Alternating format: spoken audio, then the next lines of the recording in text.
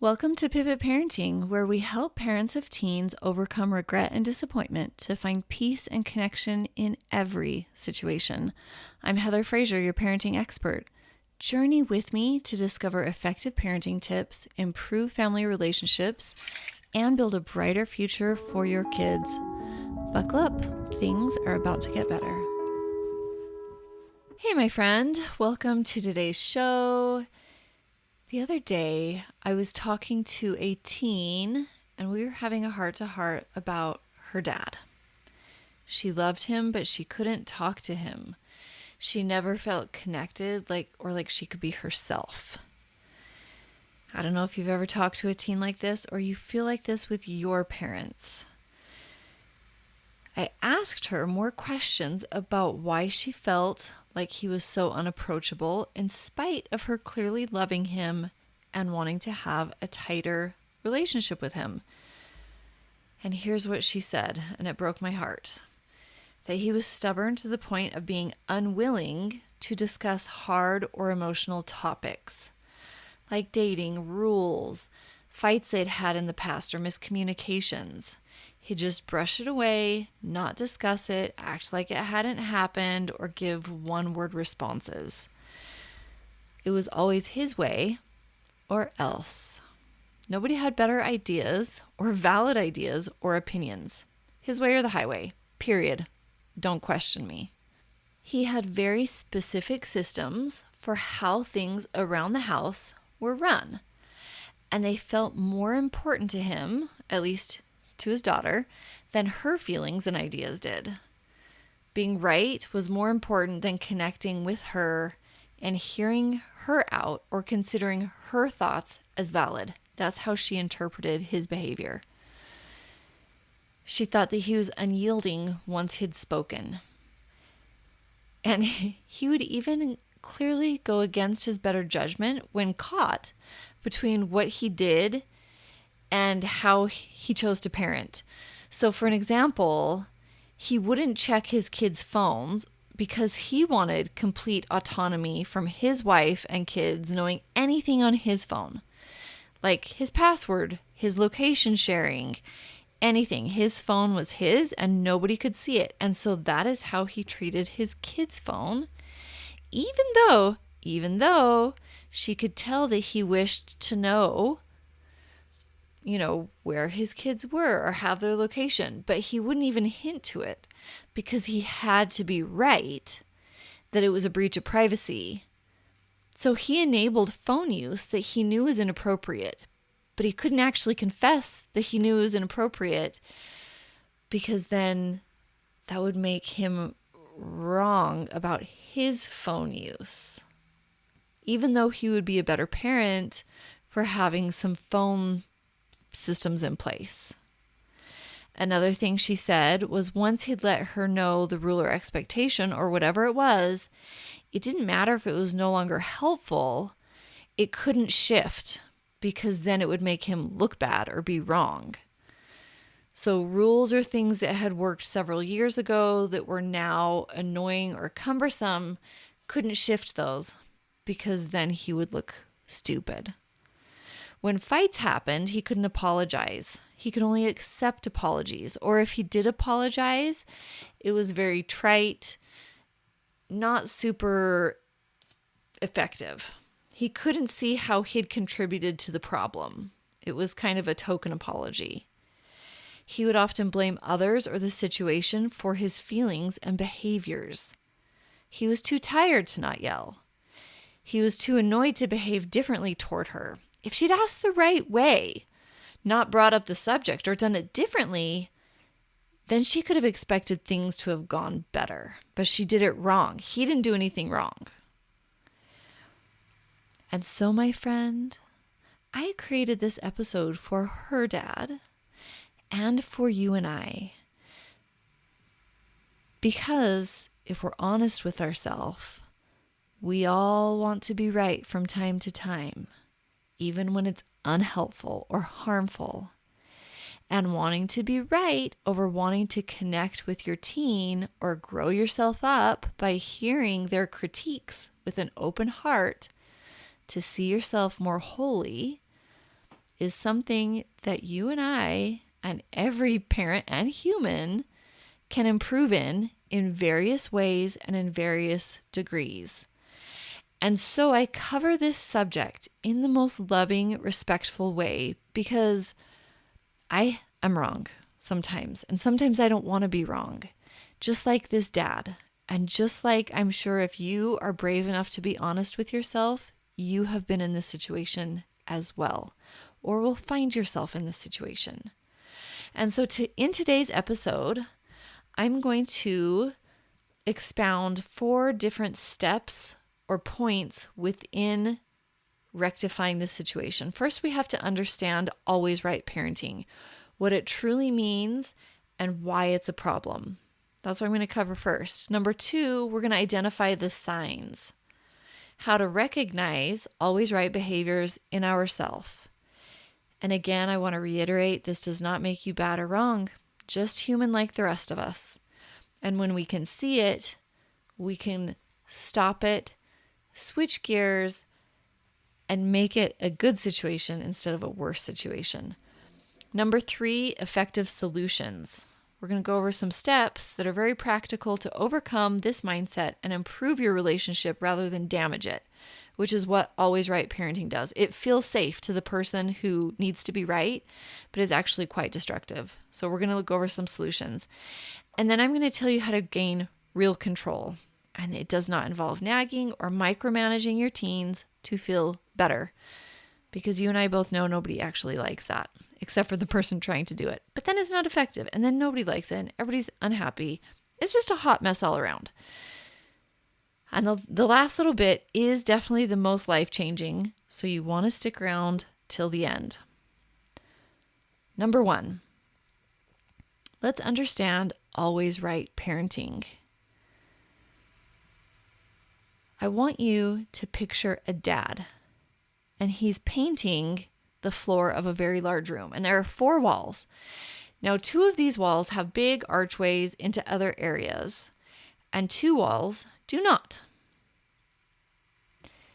And he's walked into one of these archways, and he's just gotten right to work painting the floor. He knows what the job is, and he's going to be the best floor painter.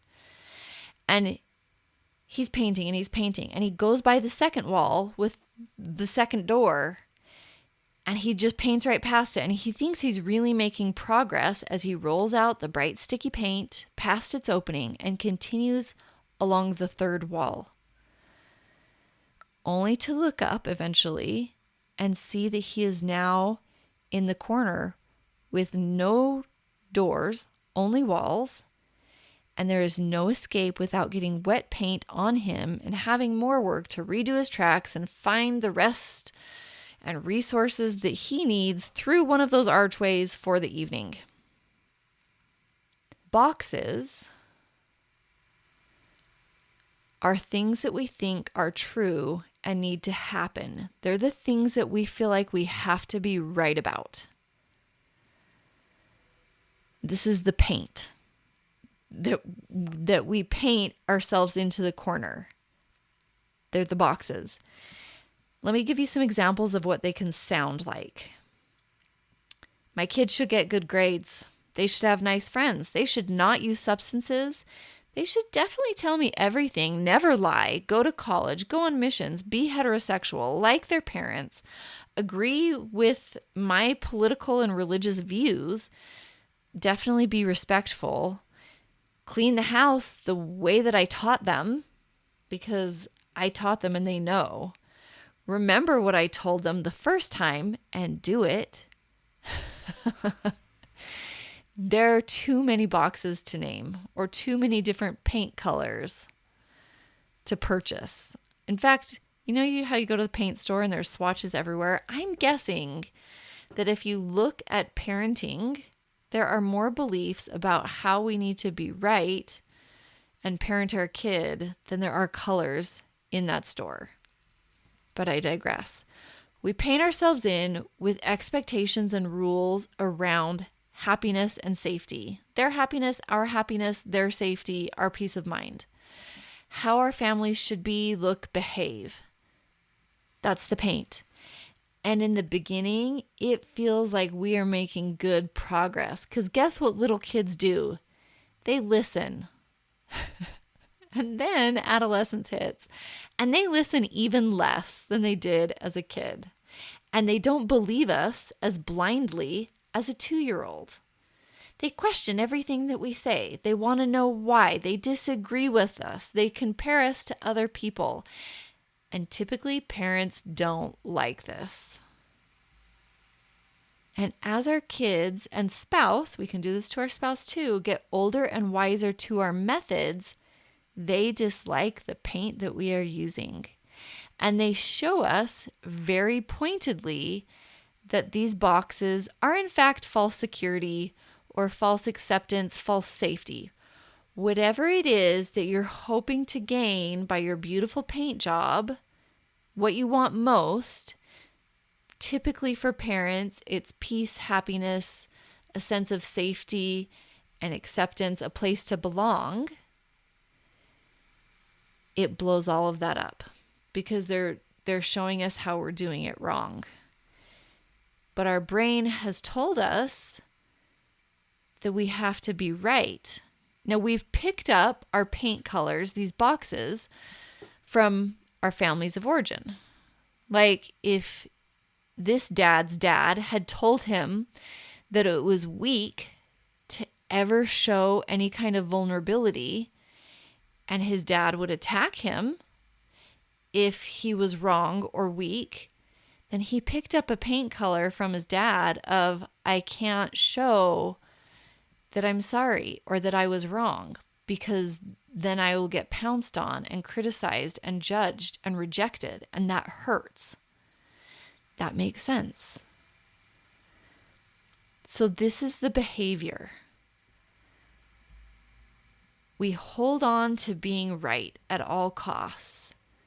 And the reason that it is a problem is because you're now trying to strangle out your sense of self and safety from others buying into and going along with the falsehood that you're right all the time. I love you enough to tell you that nobody on earth fits that description. Nobody. And if you think that that person exists, you don't know them well enough yet.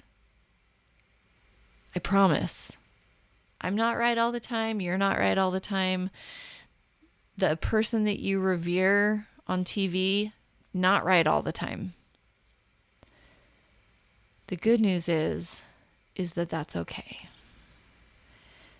Now, most people don't always want to be the one at fault, especially when they know that they're not. And most people don't want to just adopt a person's view of themselves blindly. Think about politicians who don't want anyone thinking critically of their actions. They just want their votes, or other leadership roles that impact your day-to-day, whether that's community leaders, church leaders, PTA moms, whatever it is. I'm sure that they'd all love us to take them at their word that they're beyond reproach. But from our perspective, that isn't the more intelligent way to be led or to respect a leader. And when we look at it from this direction, we definitely want our kids to think critically of leaders and peers. We don't want them just hanging out with the cool kid who wants everyone to think they're cool, even though they're making really dumb decisions. We want our child to think critically, hey, that person isn't very nice, or they're doing things that are harmful to their health or unkind to other people. We want them to see people's faults. I promise you we do. And to judge for themselves who is worthy of their obedience and respect. So when we don't make space for them to do so with us, it makes us less respectable and less trustworthy. When we need them to just shut up and obey, to not ask questions, just to go along with it because we're the parent, because I said so, we're actually inviting less obedience from them and less respect and credibility. When we don't let them question our reasoning behind our rules, judgments, or other topics that they bring to us, we diminish our credibility and we erode our relationship. Just like this daughter who wanted so badly to connect to her dad, but he was so set in being right and not owning where he could improve that it was impossible for her, even though I know if I had this dad in a conversation, he would tell me, I love my daughter so much. I want her to come to me when she needs things. I want to be her rock. I want to help her. But his behaviors toward her are saying the exact opposite. Let me tell you a little story about our family. My husband and I, we don't allow sleepovers, with very few exceptions, for our kids. And this has always been the rule. Now, like my other kids, recently my youngest, she just turned 14, she kept pushing against this rule. She's quite social, probably the most social of any of my kids, and she really wants to have sleepovers with all these friends that she's been making. And I love that she has so many friends, and I love that she wants to hang out with them. And I'm happy to go pick her up and even take her back in the morning for breakfast. And no, she may not sleep over. And she just kept pushing and pushing. And I didn't want her to lose any innocence. And so I was very vague as to my reasoning. But she kept pushing and pushing. And you know how 13, 14-year-olds can be. They can get pretty nasty. And so finally, I showed her the exact reason why. I got my phone out and I pulled up a recent article, it was just from a couple months ago, about several 13-year-old girls who were sleeping over at their friend's house and their dad spiked their smoothies. And it was only by one girl reaching out on her cell phone before she blacked out that parents started coming to this home and demanding to see their girls at like 2 a.m. or something. And she was horrified at what could have happened and what does happen. And that is why I told her we do not allow sleepovers, because my vague, you can't take back some things once they've happened, now became very clear to her. She understood, and she has not pushed back since. I told her that I loved her too much to blindly trust others with her safety. And I had to have a really hard, uncomfortable conversation that I wish I never would have had to have with her, that she could have just stayed innocent to how ugly the world can be and how ugly parents can be and how you cannot trust blindly. I wish she didn't have to know that. But I'm glad that she was able to advocate for herself and that we could have a healthy, informed conversation. And it wasn't like I told you so. It was just, I'm sorry, this is the way things are. And this is why we have this rule. All right, enough of that heaviness. Number 2, identifying signs to recognize all. I want to just pause for a second and tell you it's really easy to see these behaviors in other people. And that is because we all do it.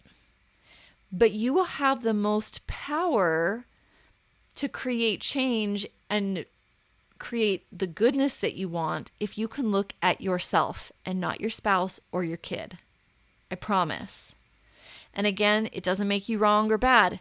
It just makes you human like the rest of us. Here are some of those points. In conversations with conflicting opinions, this parent may turn it into a fight or end it very quickly without any helpful or open discussion. Just nope, and it's shut down. It's called stonewalling.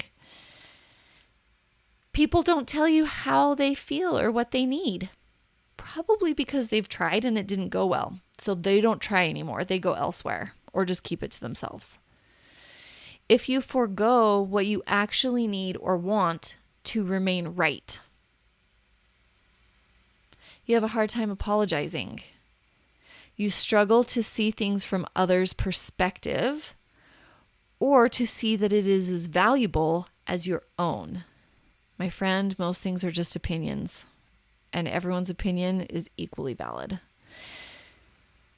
If you can't change painful dynamics in your life, like your marriage or your relationship with your kids, because you struggle to see yourself as a contributor of the problems and manipulating others or trying to get others to see things from your perspective isn't working well. If you can't stand correction or criticism, if you judge others based off of your beliefs, or if you're very critical of yourself, those are some identifiers. So why do we act this way if it's so harmful? There's a few contributing factors. First off, it's just human nature. It's ingrained in our belief to think that it's wrong or dangerous to be at fault or to not have done things right or perfectly. And then for all of us in varying degrees, at some point in our life, we've picked up that it is unsafe to be wrong, that it's bad, shameful, punishable, or weak. And people have taught us this in very hurtful ways. Whether it was an older sibling who watched everything we did and picked at us, or a grandmother, or a parent, or a peer who criticized us and punished us for being human, for trying and falling short, or for just innocently being wrong. My friend, this is incorrect. It is not bad to be wrong. I invite you to dig deep. This is done best with a coach or therapist that is trauma-informed, which, I don't know if you know this, but I did a trauma certification a year ago. It was amazing and I learned so much. To get guidance so that you can free yourself from such harmful wounds is really valuable work, because what is actually so weak and harmful is to never see or acknowledge that it's there or change where you're wrong. This is how parents can pass on generational trauma or choose to heal it for themselves and their children and their grandchildren. It is a legacy that we give them either way. And we get to choose if that legacy is helpful or harmful. It is a much, much stronger person to see and change than to demand, throw a fit, and stay stuck waiting for others to yield and comply and fold into their false sense of self. That is a very weak person. This dad who has now cornered himself in first off, the pride of not admitting what he's done and waiting there until the pain is dry, or two, admitting, getting help, owning that the mess he's made and repairing the damage is how he frees himself and finds the rest waiting for him in the other rooms. He just has to walk through the archway.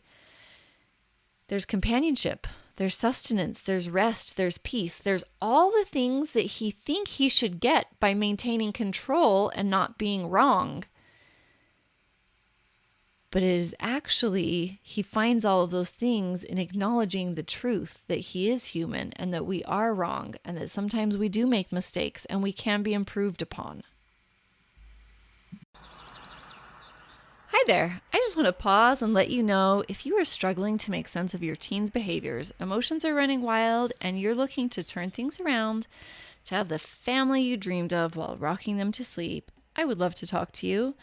I want to give you a special, powerful gift 30 minutes with me, my friend. You'll walk away with more confidence, clarity, and understanding of what the issue is and your next best step in resolving any situation you bring to me.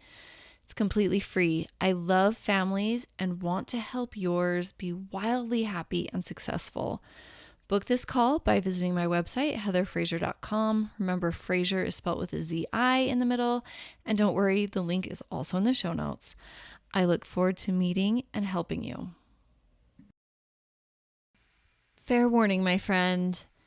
The next 2 steps are only for those who are serious about improving their relationships because they are easy in theory, but they are much more difficult in implementation. I recommend a coach or therapist be your guide as you establish new habits and ways of thinking. So number 3 is the effective solutions. These work. They're practical steps to overcome this mindset to improve your relationships. But it is a process. Like this dad who stands in the corner of wet paint with nowhere to go, the best way to rectify the situation is to pull the Band-Aid off and get messy getting where you want to be. This is essentially shifting your locum of control or your energy from outward to yourself. You have to go first. It requires developing confidence and letting go of all or nothing thinking. It sounds like agreeing when someone calls you out and you were behaving badly, or you got something wrong, or you weren't totally correct. Doesn't matter if it was on purpose or you just are human and sometimes we get things wrong. You agree and you're like, you're right. And that doesn't make you any less of a person. In fact, it makes you more of a person when you can say, you're right. Acknowledge your previous bad behaviors and own your part in any difficult situation. I'm sorry and I'm wrong should be your new favorite statements. Now, I want to put a little asterisk here. Be patient as your family wraps their head around your new behaviors. They won't believe it. They'll be very skeptical. They will be watching you, waiting for the other shoe to drop, and you will revert into old habits. These are very turbulent waters to cross, but so worthwhile. This is a story of our dad walking across the wet paint, making a mess, but doing it anyway, because the prize through the archway is worth it. I have seen marriages nearly destroyed and parent-child relationships that are practically non-existent come back from the dead when these habits are reversed, like 80% of the time. Like if you can switch from being right 80% of the time instead of trying to want to be right all the time, you can reverse these painful situations and create relationships that are ideal. Parents who do this, it is such a testament to true strength and absolute love of self and family when they walk the path of having to completely rebuild their sense of self. And I have utmost respect for anyone who takes on the challenge. It is no joke. But what it gives you is the last thing I want to talk about, which is real control.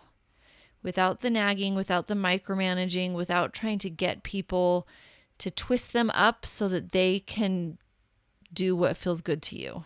They can just do what they need to do and you gain real control. Learn to delight in being wrong. It is initially hard, but so liberating when you give it a solid run. Mom, you're so whatever it is. Forgetful, argumentative. Yeah, I kind of am. I'm sorry about that. I'm not perfect. I can see that. I can see how I would be difficult to live with. Mom, you did that wrong. Correct. I tried. I failed. I'm sorry. Do you have any advice on how I could do that better, or do you want to try it instead? And not in the you try it, but like genuinely, if you can do a better job, please do. Or Dad, you forgot. Yeah, I'm sorry. I do that sometimes. My son was really, really good at calling out my behaviors as I tried to change. And the more I just agreed with him when it was fair, the easier it became. Real safety or peace or freedom, whatever it is that you're seeking, is actually found in embracing your wounds and where you're wrong. Then you get the real emotion that you're trying to strangle out of hanging on to being right. It's kind of crazy. Parents think that they have to be right or their worst nightmare will come true. But it is in the actions of trying to maintain this facade of always being right that their worst nightmares actually come to fruition. When you can let go, that's when you gain control. That's when you see what actually works. We both know that kids and spouses don't like to play along and say, you are right all the time. No, and we don't want them to. We want them to be critical thinkers about the world around them. Real control is found when you no longer need to prop up a lovable or respectable image of yourself to feel safe or worthy. Real control is when you love yourself with current strengths and faults. Real control is when your kid can point out how you're a hypocrite, and all of our kids do it, and you can see and own the truth of it because a lot of times they are right. Even thank them for showing you where you can improve. Real control is when you don't need anything from your spouse or kids to feel valued. It's just a really fun bonus. And when you've mastered all of this, you get way more often validation from them than, since you've stopped your shenanigans, than you were getting when you tried to exact it from them. So in closing, my friend, the pivot that I want you to take is where you recognize yourself doing these things. Own the truth that it's okay to be mortal. It really is. Nobody on earth is anything different. Book a consult with me at heatherfraser.com. When you book a consult, I am going to email you my top 30 plus phrases to say that help you practice this when you're upset, when they're upset, when the situation is hard, or when your kid won't talk to you, because those happen, those days. I have the answers for you in easy, one snippet phrases instead of being defensive and blowing up one simple wrong thing into a whole fight. My 30 plus phrases, my cheat sheet, if you will, of to never say the wrong thing is yours free when you book a consult. So I invite you to do that. It goes hand in hand with what I'm teaching today about how easy it is to let go of always being right to create the relationship that you want. I hope you have a wonderful day, and I will talk to you next week, or maybe sooner if you grab a consult, which would be so fun and really helpful. Talk to you next time.